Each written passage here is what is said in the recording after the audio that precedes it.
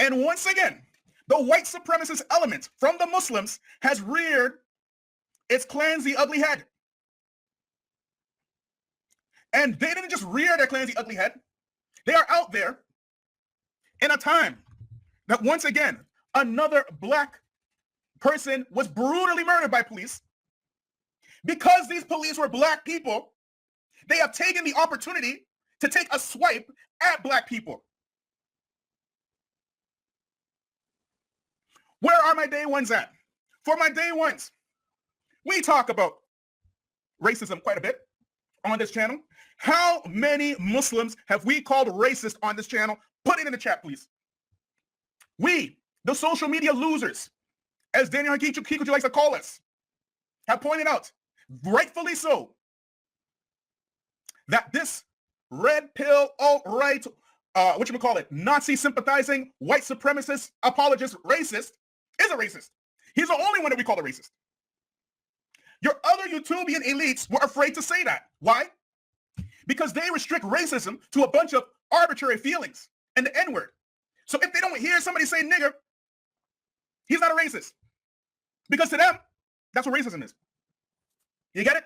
Racism to them is not a global system where between 5 to 10% of the world's population in Europe and the West can control the resources, including human resources, of 90 to 95% of the rest of the world for the benefit of white people. They don't see it like that. They don't see racism as an affair of a group of people who have categorized themselves as white to usurp the wealth, the labor, the bodies, and the land, and the education, and the language, and the culture of another group of people which they have classified as black for their benefit. They don't see it like that. They think racism is some guy in a Klan suit wearing the white robe and a pointy hat and drives around with a Confederate flag. They think that's racism. We're here to tell you today that those Klansmen have traded in their white sheets for badges and blue suits. They are the judges. They are the doctors. They are the lawmakers. They are the politicians. They are the policemen. And they haven't infiltrated anything. All they did is sanitize and make palatable the system that they created for the entire world. Salaam Alaikum. Mr. Moderator, our distinguished guests, brothers and sisters, our friends and our enemies. 90s, New Jersey Salafi kid here. This would result in people being banned from the masjid. Wallah lazim. And 10-part lecture series warned against them when I was growing up. Wallahi, that would have been the case. That would have been the case. Any of these things. You wouldn't dare. You wouldn't dare. But what social media has done is that is given people who don't deserve a voice voices. And what that has done is that if you become popular on social media, you become the influence. Thus, Ruwaybada. So look at InfoAge, because, of course, here is, again,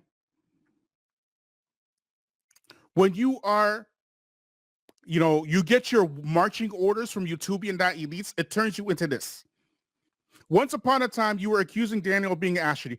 This is a sick Negro. Did I ever accuse Daniel of being Ashley? Hell no. To the no, no, no. Hell to the no.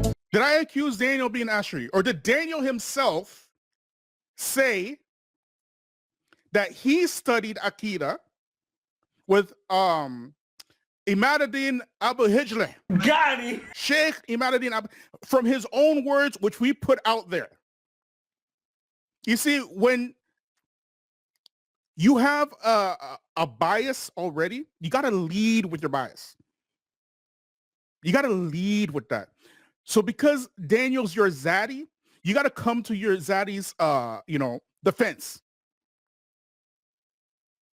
Daniel Haqiqatjou, with his own mouth, is on the channel. You can watch it yourself. He said himself that he studied Akida with Imaduddin Abu Hijle, and then we put out, well, who's this Imaduddin Abu Hijle? And Imaduddin Abu Hijle on his website says that he is Maturidi Ashari Sufi. That's what he said.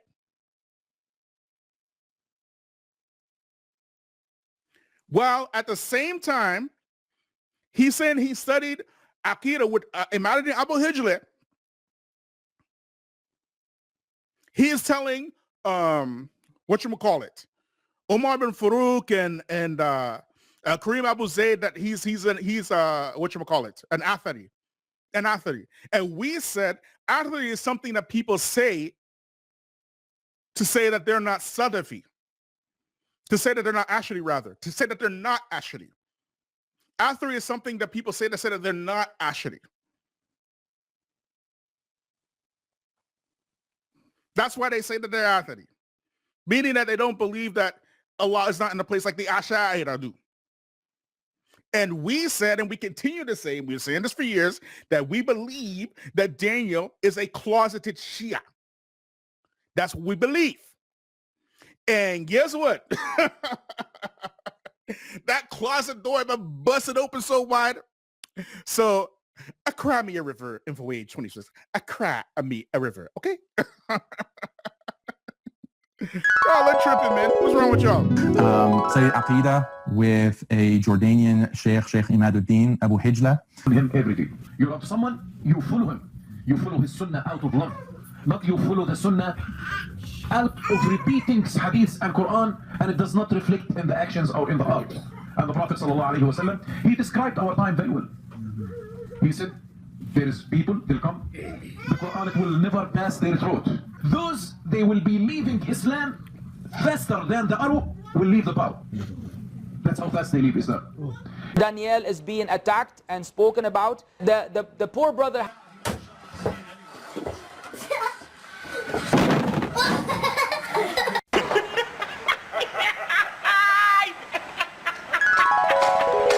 See how it says? This dude has to be either mentally unsound or an agent. Yeah, he is. I mean, I don't think he's mentally unsound, but he's definitely an agent. He might be both, actually. It's very possible because, you know, you got those who know the history of Harvard, and we talked about this as well. Harvard produces like some of the most spooks. Yeah, some of the like many spooks come out of Harvard. Those Ivy League schools and stuff. You know, spies and agents and politicians, the folks that are supposed to infiltrate, they come out of these Ivy League schools and stuff. You know, Harvard, Cambridge, Yale, these type of things, right? Just listen to understand. We've been saying that he's a closet Shia for a long time. Yep. We didn't just say that yesterday. We didn't just say that yesterday. And I'm sure InfoWage was shocked when we started naming names and all kind of stuff, right? But what can you do? What can you do? You know what I mean? And this is the nature of the beast today. Here's the thing, family. In the psychology of human beings is that if you say something publicly, if you take a position publicly, you're more likely to double down on that position, even if it's wrong, and it's clearly wrong because you did it publicly. That is a human that's human nature, right? And you got to understand too, social media is what it is.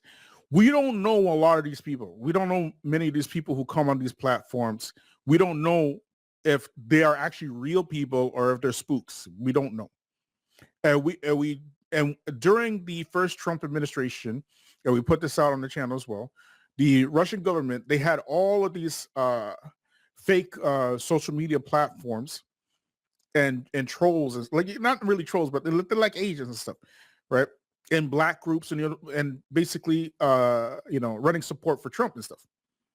So you don't know really when it comes to this stuff. Paper gold. You see, black folks are chumps. If America were to tell you to bring all the rocks in this country to her and she'll give you $1 million for it, you'll do it. And the next day she'll tell you we're using rocks for currencies, chump.